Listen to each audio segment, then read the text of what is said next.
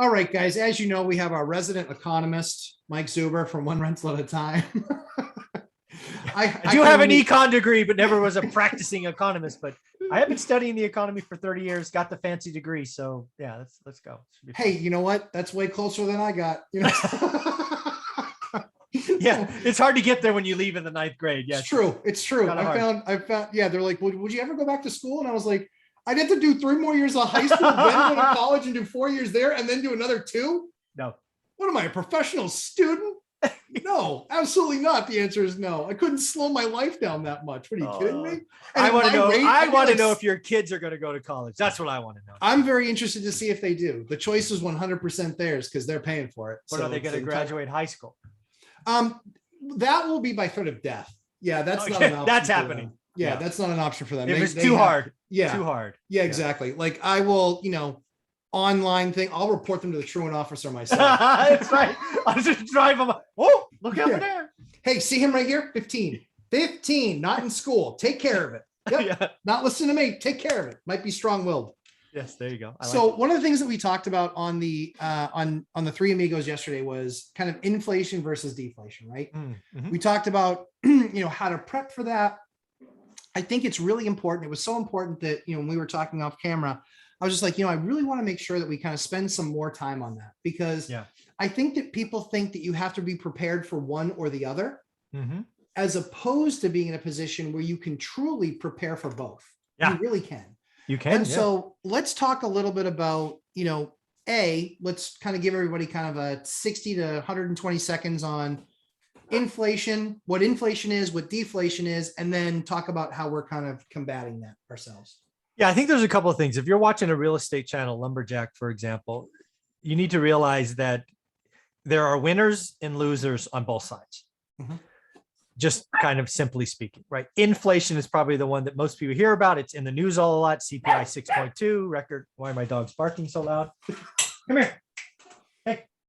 Apparently they want some of Dion's bet.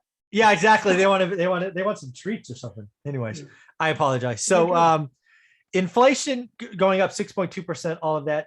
Here's the deal. The winners in an inflationary environment are quite simply the folks that own debt. Yep. Right? The folks that have debt, especially 30-year debt, especially if 30-year debt is below inflation, crush it.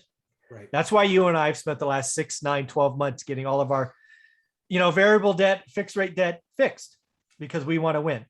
Yep. Because again, the expense line doesn't change, value goes up, rents go up, NOI goes up. It's a beautiful thing to own, to be a landlord in an inflationary environment. Losers are people that hold cash. Yeah. Right. Because your purchasing power goes down. If you don't own assets, you lose. So inflation is bad for like 90% because it hits everyone. That's what people don't realize. They talk about taxes and tax the rich and all this other nonsense. The reason they don't talk about inflation is because it hits everybody and it is nasty at the bottom because you are the one that just don't have options. You're on a fixed income, maybe low income. You got to put gas, you got to buy food, and you have to. You don't have any money. If you flip that over to deflation, there are winners with deflation, right? And again, deflation is tricky. Right. Because you can have asset deflation, you can have stuff deflation, and then you can have wage deflation, right? There are 3 other variables. So when people say the word deflation, you really got to push back and say, which one are you talking about? Mm-hmm. First and foremost, just generally speaking, the winner who wins in deflation are people that have cash. Yeah. Because if you have cash, you could be Warren Buffett, who extracted a king's ransom from Goldman Sachs. That's right. Back in the last crash because they needed cash. That's right. Right. So again, right. It was like terms. He got warrants and he got interest it was like that's almost usury. From Goldman Sachs, he extracted that. Nuts. It was, again, right? People that sit on cash can strike in a deflationary environment. Sure. Again, I want to go back to Jamie Dimon 9 months ago. He had $500 billion in cash and says, I'm okay. Now he's got $1 trillion in cash and he's like, I'm good. And that's because he is setting up for what he thinks will be asset depreciation. Stuff will go on sale. So again, you can set yourself up for that. In fact, Matt and I, and now Dion has been browbeat into doing the same thing. We have gone back to assets that we own free and clear or have huge equity. We are getting 30-year fixed rate debt on what's known as cash out refis. And we are just stacking the cash, right? The three of us are not going to buy a toy. We're not going to do something stupid. We are willing to sit on it for years to come until a deal shows up. And the amazing thing that happens when you have it, deals come to you. We heard yesterday, knock on wood, that Dion may land 6 duplexes. Oh. Seller financing. Oh, that's what happens, Dion, when you listen to the Lumberjack and one rental at a time. Deals come your way like that, and you'll have the capital. I'm just saying. Follow the money. Follow the money, right? We've done this before. So again, you really can be set up, and I think you and I are set up for both environments. Yeah. I'll be very clear. I hope we go into a deflationary environment. I do not think it's my base case. I think it's 80-20 the other way. But if you want to talk my book, deflation, crash. I've got plenty of money and access to a lot more. Right. I will happily repeat 2010. I don't see it as the base case, but I'm ready for it. Yeah. So I think you bring up a lot of great points. I mean, again, we really, with our assets, we are on both sides right now. Yeah. On purpose. We don't know where it's on both sides, because if inflation takes off and goes crazy, rents go crazy. Or if we decide that we want to get out of some properties because they create the 40-year mortgage, that becomes a thing, and that's 1%. Oh my God. Can you, again, right? Talk about that yesterday, right? 40-year mortgage, buyer programs. Your market's a 9, mine's a 42. Dude, if my 42, again, affordability index, go watch that video, goes to 20. Yeah. I think I need to count how many single family homes I own, but I don't know, 25, 35, somewhere in there. I'll sell all of them. Because my prices would roughly double. Right. Yeah. I would repeat stage 1 or phase 1 of my book: sell houses, buy apartments. It's crazy. It's crazy for me to think about, but I've seen it happen. It could happen. I did. I bought again, watch the video in 02, December of 02. I think it was 51 or 52. And by the time because we pulled up Zillow, right? In that video, I sold when it was 17. It's like, get out. Yeah. So it's pretty cool. And that's the thing, is you can't be married to these assets. They are there to help you create wealth. Yeah. Believe me, I will sell everything I own if you want to pay double. You can have them. Right. I can have 0 units if somebody wants to pay double for everything I own. It's okay. And we ran the numbers. A mortgage at 1% versus a mortgage at 4%. It basically doubles the value of the home. I mean, pretty close to doubles the value of the home. Yeah. Again, we did 1% 40-year mortgage. The payment went down in half, which means it doubles the value of the home. Because again, people buy on payment, they don't buy on value. These people screaming, "Oh, look at the peak, it's higher than that peak," are idiots or stupid. I'll let them choose which one they want to be. And that's not wrong. And again, because it's math, right? I'm honestly reviewing my portfolio and looking at it and saying, all right, if it goes to 2%, and Dion's right from a deflation perspective, and Grant Cardone is right from a deflation perspective, and these prices double, and there's a home buying program that makes it possible where somehow the government funds, their down payment. Mike, I gotta be honest. My stuff that's worth 4, if it's worth 8, that I paid 2 for, like, you get out and you sit on cash, because that's what I did, right? I 1031 out of houses to apartments, and lo and behold, over the next 4 years, Fresno crashed 75%. Unreal. And then I swooped in. And yes, let's be clear. I want to be very clear.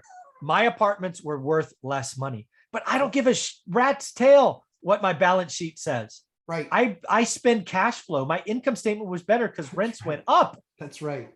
Yeah. Yep. And that's the thing, is if you're getting to the size where you're looking at, look how many assets I own, look how much money of assets I own, you're looking at the wrong thing. Once you get to a certain point, your mindset will change if you're not already there. It is about one thing and one thing only, and that is cash flow and the ability to create cash. And I will agree with some of the guys that are out there. Dion certainly is of this mindset. Grant Cardone's of this mindset. Cash is trash. I agree that long-term, largely speaking, cash is trash. I want to be getting flows out, flows in, and then those Mhm. flows constantly getting bigger. What I also need to be cognizant of is we're not in a position where Fannie and Freddie is going to call Mike Zuber or call Mhm. the lumberjack landlord and say, we've got 120 units that we want to place with you guys. Yeah. We'll just let you continue the debt. Yeah. We're not in We're that not that position. guy. No, Not that others guy. are. Yeah. Yeah, There's his a are. few. He absolutely is. Oh yeah, of course. He's Yeah. not having to hunt too hard for a deal. No. He's working with the GSEs, the government sponsored entities, and they're saying to him, you have a proven model, it works, we will sell this to you. Yeah. And let's be clear, Continuation of that. Grant gets bigger. Like if we have a bad environment, there's a list of A and B buyers, right? All the That's B right. buyers will disappear. There's a list of A buyers, and there's less than 100 of them. That's right. There's got to be less. And they will call these players and say, which person wants this? We will put the sweetheart deal together. The GSEs don't want to foreclose and they don't want assets. They will take it from operator A, give it to operator B, never take ownership. He will get those phone calls. He is that big. He is that big now. Good for He him. is. I'm not that guy. Yeah, I mean, well, that's I the will thing is- never be that guy. Yeah, I mean, but the interesting thing is what I wanted to talk about that for real briefly is you can be that guy for a local bank. You could be. Yeah, I did that for a local bank. Yeah, local bank saw the unit I was You doing got a next sweetheart door. of a deal. Yeah, I bought a 10 unit that was trashed next to a 10 unit building that was I took the trash, made it nice. The bank foreclosed on the other one and said, hey, knock, knock. We like what you did there. You want to do this one? Maybe. What do you got for me? Well, here, do this, do this, do this. No money down, done. So you can be that just on a much smaller scale. Yes, absolutely. So people should be aware of that as well. But honestly, if you ever want to be in that position, A, you're going to have a decent amount of units. B, you're going to have a significant track record. And C, you're most importantly going to have to show them your cash flows. They're not going to care about your assets at that point because assets go up and down with where the economy is. Yep. Cash flows is where it's at. So when Grant talks about cash being king or cash being trash, it's not king. Really, what Mike and I would do to augment that statement is we would say cash flow is king. Yeah. And again, one more thing just to round out on cash is I do believe long-term cash is trashed. But if Jamie Dimon's willing to sit on $1 trillion for a year or two, if Warren Buffett is willing to sit on a record amount of cash of 149.7 billion, yes, folks, I read the financial statements. I'll sit on a couple of bucks and see if any deals come across my path. Mike, think about this. $149 billion. That buys a state of real estate. Certainly could. Like, hi, Warren Buffett now owns Kansas. This is the craziness that we're talking about with some of these numbers. Yeah, and one of the other things I was looking at too is, for those of you out there who were talking about, Zillow this and Zillow's trash and all this other stuff. So they just solved their problem with the stroke of one pen, which was they sold 2,000 units to a hedge fund that already had 70,000 single family homes. They just sold them another 2,000 with the stroke of a pen. Yeah. I mean, it's crazy. This is, I believe, Mike, in this particular scenario, it is far better to own the asset than it is to own the debt of the asset. Because I think that's where Wall Street got crushed last time, was they just owned the debt of the asset. Yeah, they owned debt on debt. Yeah, and the debt and they owned insurance policies on debt that was levered insurance. It was so toxic and stupid. It was bad. It is. So the good news is much of that has changed on Wall Street. And I know we're going to see a bunch of comments about how it really hasn't. It really pretty much has, because they were buying the 50% of mortgages that had adjustable rate debt, as opposed to now only 2 or 3% have adjustable rate debt. Exactly. That's what's changed. So Mike, tell everybody where they can find you, my friend. One rental at a time is the channel. 5 videos a day, live 8 a.m. Pacific Saturdays. And I have 8 or 9 multimillionaires that talk every week. So it's a lot of fun.